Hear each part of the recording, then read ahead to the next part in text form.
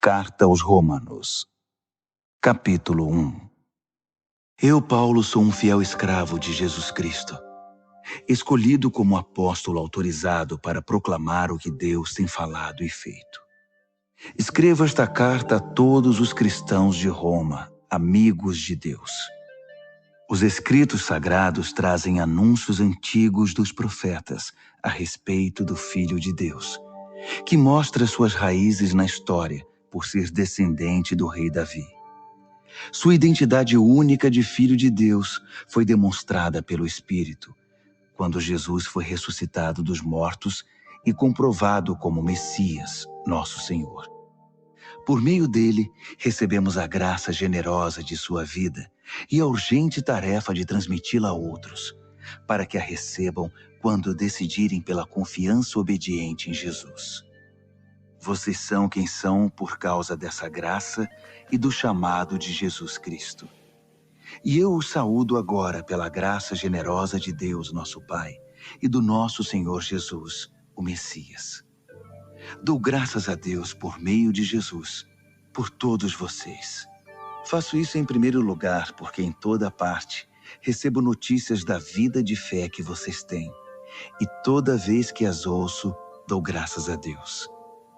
E Deus, a quem dedico adoração e serviço, divulgando as boas notícias a respeito de seu Filho, a mensagem, sabe que quando penso em vocês em minhas orações, e isso acontece o tempo todo, expresso o desejo de que Ele prepare o caminho para que eu possa visitá-los.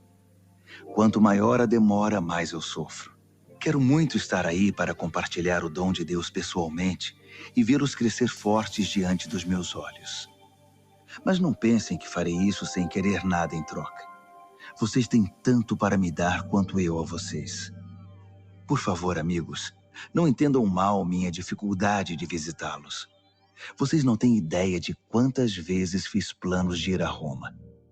Estou determinado a desfrutar pessoalmente a obra de Deus entre vocês, assim como em tantas outras cidades e comunidades não judaicas. Mas sempre alguma coisa atrapalha meus planos. De fato, todos, gente educada ou ignorante, sofisticada ou simples, mostram-me como dependo de todos e sou devedor a todos. Por isso não vejo a hora de encontrar vocês em Roma e pregar as maravilhosas notícias a respeito de Deus. São notícias que tenho orgulho de proclamar. Essa extraordinária mensagem que revela o magnífico plano de Deus de resgatar todos que confiam nele, começando pelos judeus, mas abrindo a porta para todos os outros povos. O modo de Deus tornar justo o ser humano se manifesta em atos de fé, confirmando o que as Escrituras dizem. Aquele que vive de modo justo diante de Deus, confiando nele, vive de verdade.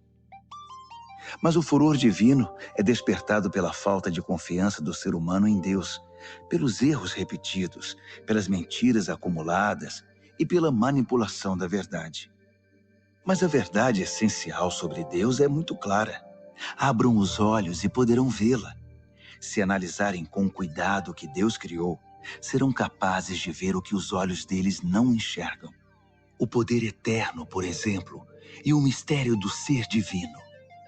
Portanto, ninguém tem desculpa. Vejam o que aconteceu. A humanidade conhecia Deus perfeitamente, mas deixou de tratá-lo como Deus, recusando-se a adorá-lo, e foi reduzida a um tão terrível estado de insensatez e confusão que a vida humana perdeu o sentido. Eles fingem saber tudo, mas são ignorantes sobre a vida. Trocaram a glória de Deus que sustenta o mundo por imagens baratas vendidas na feira. Então Deus se pronunciou. Se é isso que vocês querem, é o que terão. Não demorou muito para que fossem viver num chiqueiro, enlameados, sujos por dentro e por fora. Tudo porque trocaram o Deus verdadeiro por um Deus falso e passaram a adorar o Deus que fizeram no lugar do Deus que os fez, o Deus a quem bendizemos e que nos abençoa. Loucura total. Então aconteceu o pior. Como se recusaram conhecer Deus, logo perderam a noção do que significa ser humano, Mulheres não sabiam mais ser mulheres. Homens não sabiam mais ser homens. Sexualmente confusos, abusaram um do outro e se degradaram. Mulheres com mulheres, homens com homens.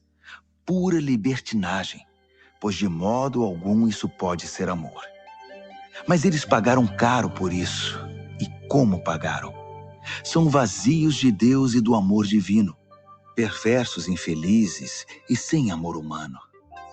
Uma vez que eles não se importaram em reconhecer Deus, Deus desistiu deles e os deixou por conta própria.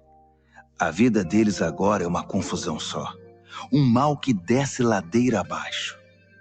Eles tomam à força o que é alheio, são ambiciosos e caluniadores, cheios de inveja, violência, brigas e trapaças, fizeram da vida um inferno. Olhem para eles, são maliciosos, venenosos, críticos ferozes de Deus, brigões, arrogantes, gente vazia e insuportável. Mestres em criar meios de destruir vidas e revoltados contra os pais. Não passam de seres tolos, asquerosos, cruéis e intransigentes. Até parece que eles não sabem o que fazem, mas têm plena consciência de que estão cuspindo no rosto de Deus. E não se importam. Pior ainda, premiam quem faz as piores coisas com eficiência. Romanos, capítulo 2. A humanidade caiu num abismo cada vez mais fundo. Mas se você pensa que está em nível mais elevado, de onde pode apontar o dedo para os outros, esqueça. Cada vez que você critica alguém, está se condenando. Você é tão errado quanto quem você critica. Criticar os outros é uma forma bem conhecida de ignorar os próprios crimes e erros. Mas Deus não é enganado tão facilmente. Ele vê através da cortina de fumaça e o responsabiliza pelo que você faz. Ou você acha que conseguiria distrair a atenção de Deus dos seus erros, apontando o dedo para os erros dos outros? Ou que por ser um Deus tão bondoso, ele o deixaria livre de obrigações? É melhor pensar direito desde o princípio. Deus é bom, mas não é bobo. Por sua bondade, ele nos toma pela mão e nos conduz a uma mudança radical de vida. Não há como escapar. Rejeitar Deus ou fugir dele é como jogar lenha na fogueira. Um dia o fogo intenso e alto, o julgamento justo e ardente de Deus, irá queimar tudo. Não se engane, porque no fim todos terão o que merecem. Vida de verdade para quem age do lado de Deus e fogo para quem insiste em viver como bem entende, pela lei do menor esforço. Se você age contra a sua natureza, irá se destruir. Não importa a sua origem, a sua criação ou a sua formação. Mas se você aceitar o jeito de Deus fazer as coisas, a recompensa será maravilhosa. Nesse caso, também não importa a origem ou a formação. Ser judeu não é garantia automática de aprovação. Deus não se orienta pelo que os outros dizem ou pelo que você pensa de você. Ele tem seus critérios. Se você peca sem saber, Deus leva isso em consideração. Mas se você peca de modo consciente, a história é outra. O mero ato de ouvir a lei de Deus é perda de tempo se você não faz o que Ele manda. Praticar, não apenas ouvir, é que faz diferença para Deus. Se um pagão que desconhece a lei de Deus consegue segui-la mais ou menos por instinto, ele confirma a verdade dela pela obediência. Comprova assim que a lei de Deus não é um elemento estranho, imposto de fora para dentro, mas algo que faz parte da própria constituição humana. Existe algo no interior do ser humano que ecoa o sim e o não de Deus, o certo e o errado. A resposta deles ao sim e ao não de Deus será de conhecimento público no dia em que Deus tomar a decisão final a respeito de cada homem e mulher. A mensagem que proclamo por meio de Jesus Cristo leva em consideração todas essas diferenças. Se você foi educado como judeu, não pense que pode descansar em sua religião. orgulhoso de estar por dentro da revelação de Deus, de experimentar as melhores bênçãos de Deus, de estar atualizado com as doutrinas. Tenho um recado especial para você que está seguro disso, que conhece a palavra revelada de Deus e se sente em condições de levar a Deus outros que estão em labirintos escuros e emoções confusas. Você está guiando os outros, mas quem está guiando você? Falo sério. Enquanto você prega, não roube, você rouba? Afinal, quem iria suspeitar de você?